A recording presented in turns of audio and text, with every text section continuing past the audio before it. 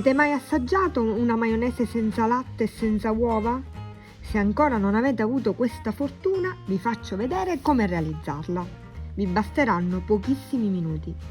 Innanzitutto versiamo in un recipiente cilindrico per mini pimer 200 ml di olio di semi di girasole, 100 ml di bevanda di soia senza calcio e senza zuccheri aggiunti. Io ad esempio utilizzo la bevanda di soia di Isola Bio, la troverete al Natura Sì.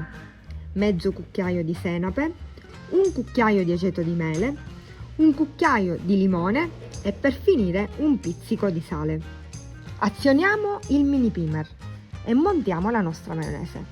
Su e giù, su e giù, su e giù.